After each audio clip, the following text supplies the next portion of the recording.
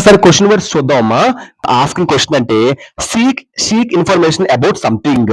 దేనైనా అడగడం కోసం క్వశ్చన్ వర్డ్స్ మనం యూజ్ చేస్తాం. ఎవరికైనా అడగాలంటే ఎలా అడుగుతాం మనం? క్వశ్చన్ వర్డ్స్ మనకు హెల్ప్ అవుతాయి. ఆ ఒక క్వశ్చన్ వర్డ్స్ బేస్ తోనే మనం వేరే వాళ్ళు అడుగుతాం. అందులో మనకి మోస్ట్ ఇంపార్టెంట్ గా ఉన్న ఒక 6 క్వశ్చన్ వర్డ్స్ మనకు బాగా ఇంపార్టెంట్ అనమాట. దాన్ని డబ్ల్యూహెచ్ క్వశ్చన్స్ అంటారు.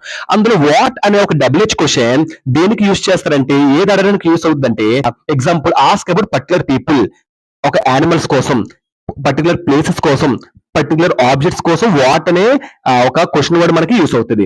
ఓకేనమ్మా. నెక్స్ట్ విచ్ అనే ఒక క్వశ్చన్ వర్డ్ దేనికి యూస్ అవుతుంది అంటే, ఒక చాయిస్ కోసం తెలపడం. So which colour you want, which bag you want, which book you want, ఇలా చాయిస్ కోసం చెప్తున్నప్పుడు విచ్ అనే క్వశ్చన్ వర్డ్ మనకి యూస్ అవుతుంది. So use to ask about choice కోసం చెప్తున్నప్పుడు. వేర్ ఎక్కడ యూస్ చేస్తారంటే, ఒక ప్లేస్ కోసం చెప్తున్నప్పుడు, ప్లేస్ కోసం ఎవరైనా అడుగుతున్నప్పుడు వేర్ అనే ఒక క్వశ్చన్ వర్డ్ మనకి యూస్ అవుతుంది. ఓకేనమ్మా. నెక్స్ట్ టైం కోసం ఎవరిని అడుగుతున్నప్పుడు వెన్ అనే టైం కోసం చెప్తున్నప్పుడు use to know the time. Time కోసం మనం తెలుసుకుంటున్నప్పుడు మనం వెన్ అనే ఒక క్వశ్చన్ వర్డ్ మనకి యూస్ అవుతుంది. ప్లేస్ కోసం ఎవరిని అడుగుతున్నప్పుడు వేరే అనే క్వశ్చన్ మనకి బాగా యూస్ అవుతుంది.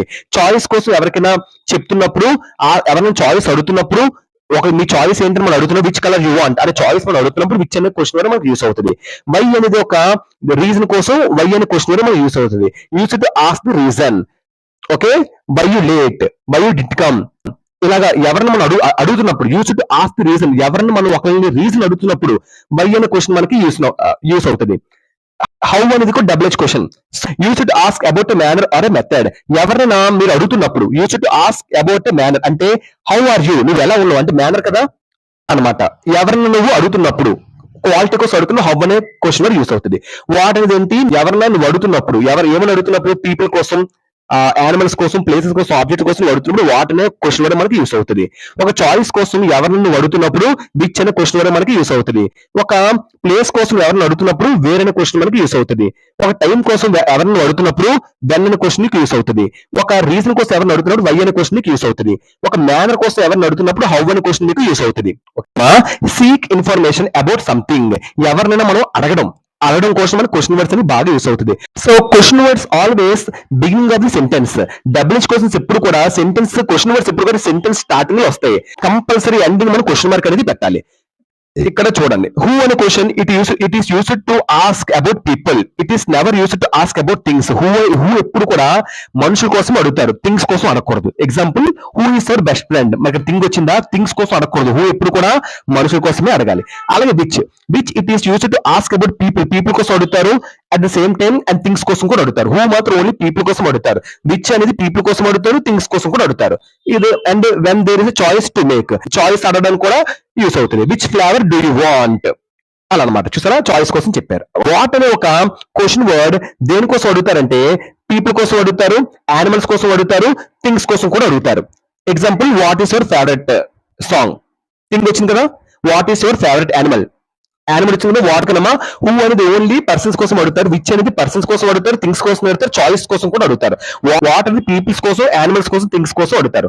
హూస్ అనేది ఎప్పుడు కూడా దేనికోసం అడుగుతారంటే, ఓనర్ ఆఫ్ ది సంథింగ్. దేనికైనా ఒక వస్తువుకి వాళ్ళు ఓనర్ అయ్యారు అనుకోండి, అప్పుడు అడుగుతారు ఏమని, హూస్ బైసైకిల్ ఈస్ దిస్ అలా అనమాట. వెన్ అని ఎప్పుడు అడుగుతారంటే, టైం కోసం చెప్పినప్పుడు వెన్ అని అడుగుతారు. వెన్ డిపార్ట్, ఇక టైం కోసం చెప్తున్నారు. వేర్ ఎప్పుడు యూస్ చేస్తారంటే, ఒక ప్లేస్ కోసం చెప్తున్నప్పుడు వేర్ యూస్ చేస్తారు.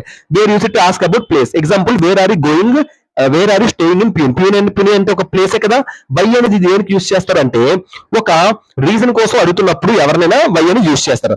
Why are you late to the class, ఒక రీజన్ కోసం కదా అడుగుతున్నారు కదా. అలాగా హౌ అనేది ఎక్కడ యూస్ చేస్తారంటే, use it to ask about people కోసం అడుగుతున్నప్పుడు లేదా ఈవెంట్స్ కోసం అడుగుతున్నప్పుడు. ఓకేనా. హూ అని దేనికి యూస్ చేస్తారు, ఓన్లీ పర్సన్స్ కోసమే యూస్ చేస్తారు. హూ అనేది ఎప్పుడు కూడా థింగ్స్ కి నెవర్ యూస్ చేయరు. విచ్ అనేది థింగ్స్ యూస్ చేస్తారు, at the same time choice కోసం యూస్ చేస్తారు, పీపుల్ కోసం కూడా యూస్ చేస్తారు. వాట్ అనేది పీపుల్ కోసం, యానిమల్స్ కోసం, థింగ్స్ కోసం యూస్ చేస్తారు. ఎగ్జాంపుల్ కూడా ఇచ్చాను. హూస్ అనేది ఓన్లీ ఓనర్ ఆఫ్ సంథింగ్. ఎవరైనా దీనికి ఓనర్ గా అయినప్పుడు, ఆ థింగ్ ఒక ఓనర్ కోసం అడుగుతున్నప్పుడు, ఓనర్ ఆఫ్ సంథింగ్ ఎవరైనా దానికి సంథింగ్ ఎవరో ఓనర్ ఉన్నారు, అలాంటి క్రైటీరియాలో హూస్ అనేది మనం యూస్ చేస్తారు. వెన్ అనేది ఎక్కడ యూస్ చేస్తారు, ఒక టైం కోసం చెప్పినాడు. వేర్ అనేది ప్లేస్ కోసం చెప్పినాడు. వై అనేది ఒక రీజన్ కోసం చెప్పినప్పుడు. హౌ అనేది క్షేమాల కోసం అడుగుతున్నప్పుడు హౌ ఆర్ యూ.